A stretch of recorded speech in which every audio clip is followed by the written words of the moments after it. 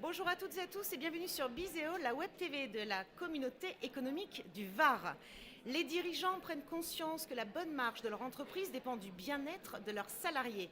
Cette prise de conscience n'est pas propre aux grands groupes puisque de plus en plus de PME ont recours à de nouvelles pratiques au sein même de leur structure.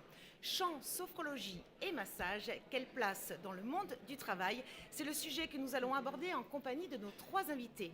Je reçois Marie-Pierre Fillou, qui est coach vocale et formatrice. Bonjour. Bonjour Marie-Pierre. Je reçois également Sabine Guis, qui est sophrologue relationnelle depuis 16 ans. Bonjour. Bonjour Sabine. Et Karina Chavkoulov, qui est massothérapeute depuis 20 ans. Bonjour.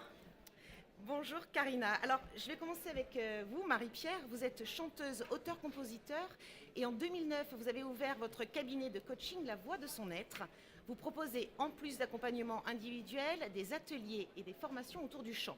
Alors, comment se déroulent ces formations et quels sont les bénéfices du chanter ensemble?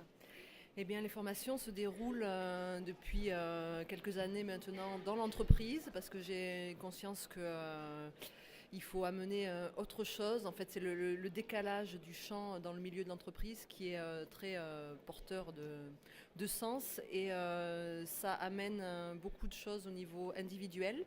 Puisque là, en général, les gens, 80% des gens me disent, 90% me disent qu'ils chantent faux, qu'ils n'aiment pas chanter. Oui. Donc c'est un dépassement de soi, ça agit sur la confiance, ça agit sur la prise de parole aussi en public. On a des outils pour mieux s'exprimer par le chant. Donc pour moi, le chant est un outil magique qui permet de se découvrir au niveau individuel et alors au niveau collectif, bien sûr, dans la cohésion de groupe.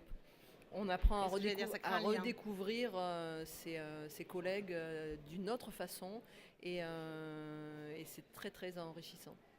Et je dirais que ça gomme aussi un peu la hiérarchie. Ça gomme la hiérarchie, oui, on pourrait appeler ça un management de proximité, puisque là, c'est plus le dirigeant qui chante à côté de sa secrétaire, mais c'est le dirigeant qui va être peut-être basse ou ténor dans un chœur où sa secrétaire peut être amenée à avoir le rôle de soliste. Donc chacun est à sa place dans la polyphonie, mais les rôles ne sont pas définis à l'avance. C'est vraiment la voix qui redéfinit les rôles.